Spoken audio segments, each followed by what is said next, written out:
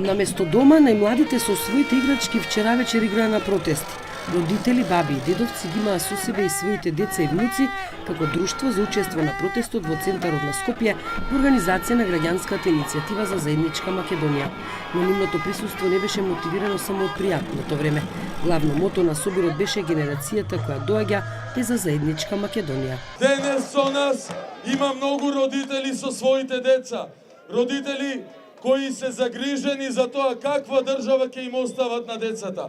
Родители кои се цврсто одлучни, загрижеността да ја претворат во храброст, а стравот од неизвестната иднина во силна одлучност за учество во креирањето на таа иднина. Од канцеларијата на Народниот правобранител апелираат деца да не се носат непотребно на протести, но ако сепак тоа родителите го прават, препорачуваат многу да се внимава на безбедноста на најмладите.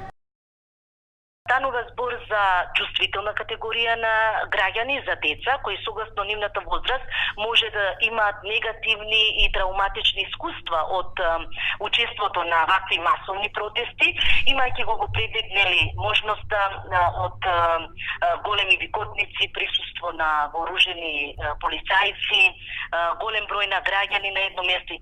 Денеска реагираше Социјалдемократскиот сојуз, откаде што укажуваат на тоа дека не е дозволено малолетници да се злоупотребуваат за партиски интереси. Не е дозволено тоа и мислиме дека не треба да се посегнува по такви средства во политичката битка. Детската амбасада меѓаш и досега многу пат има реагирано поради оваа пракса. Попладне од оваа организацијата за детски права ја повторија својата порака. Кога е надвор од училиште, одговорноста имаат родителите. Кога се децата во училиште, одговорноста имаат директорите и воспитно-образовниот кадар. Тие младинци треба заедно да живеат во Република Македонија и да градат меѓусебна доверба, почитување и респект. Во последниот бран граѓанско незадоволство во Македонија масовно се вклучија и ученици од повеќе средни училишта низ земјава. Велат дека преку летоци биле повикани од училишната управа да ја прекинат наставата за време на протестите за заедничка Македонија. Некои од нив изјавија дека одбиваат во иднина да учат и албански јазик. Родители на некои од учениците побара одговорност од директорот на училиштето, како она во Прилеп, например, кој им држеше политички говор на учениците во гимназијата. За кого?